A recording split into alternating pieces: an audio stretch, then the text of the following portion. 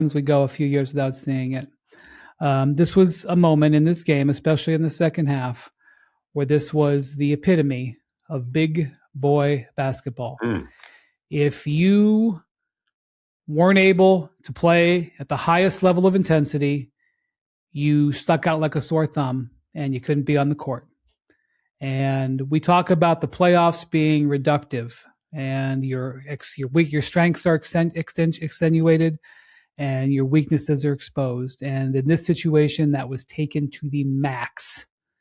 And we saw some guys absolutely step up to the highest level that you'll ever see.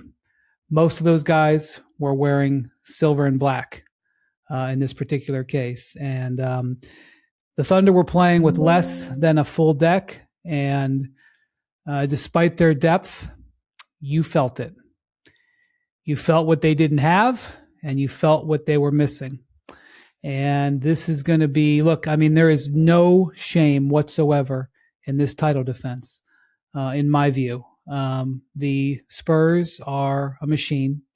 And, I'll go back to midseason when I said, okay, McMahon, reported, listen, the Spurs aren't going to do anything at the deadline. And I was like, wow, okay, I thought they needed one more move, but I guess this is not going to be the year. And I've said this before. This was a transitional moment. You were like, bro, that is not what they believe, and they believed, and they are in the process of proving themselves right. They got 4 more games to go, 4 more wins to go, I should say. But the Spurs have arrived sooner than anticipated, and they are built to last. They're going to be around as a premier team, as a contender, as a potential dynasty for a while to come here. Bontemps in a road Game 7.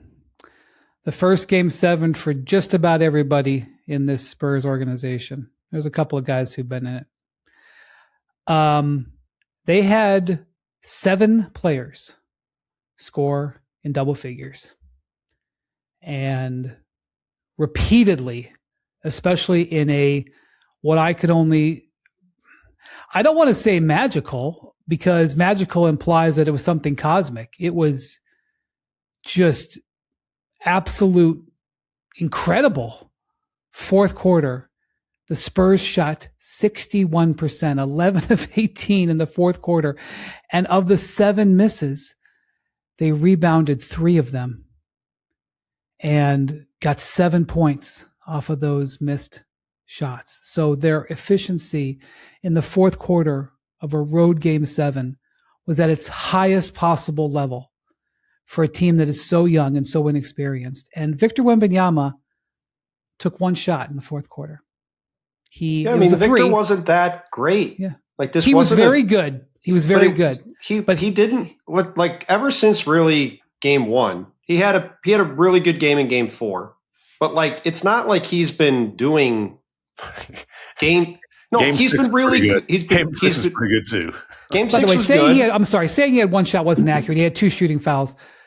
He only had 1 official shot. The point is, he wasn't the best player in the game today. The best player in the game wasn't on the Spurs today. But Correct. The Spurs as a team played very well. They hit shots in the fourth quarter, especially. They absorbed a lot of runs from Oklahoma City. Oklahoma City, I think, shot itself in the foot on a few different occasions. I mean, we're back in where we were 2 years ago, frankly, with some of the lineup decisions that were made. Like sticking with Lou Dort was a mistake. Just having him in the starting lineup was clearly a mistake. The Spurs got off to a good start basically every game. They were something like plus 40 in the first quarter in this series. That was generally off of one bad start after another, and Lou was very bad the whole series. It's back to the Josh Giddey thing again, just a different form. And look, it's also worth.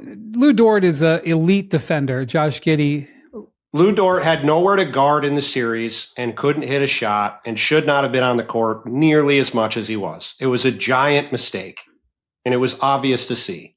Lou Dort's also a proven championship player. This is not Josh Giddey. Let's not get stuck in. It's the Josh Giddey situation in that they were wedded to starting him when they should have gone away from him. But and Jalen Williams and AJ Mitchell being out left an enormous burden on Shai Gilgeous-Alexander, where he had to handle the ball all the time. and they had no one else to really go to do anything. And he was phenomenal in this game. And I think, showed up in a way that you would expect the 2-time MVP to show up.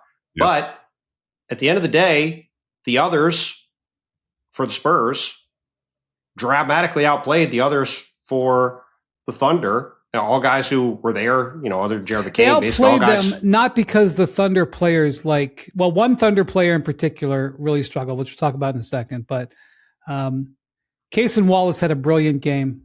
Wallace was great. Jalen Williams he had 11 and 10. He was plus 10 in his 25 minutes. He had a brilliant. It was fighting Wembenyama. So look, Alex Caruso, who had a phenomenal series and was probably the Thunder's MVP through 6 games, had a bad game, missed a bunch of shots he would have liked to have back in the paint, etc. Like, the Spurs just outplayed these guys and won the game. And look, over the last 6 years,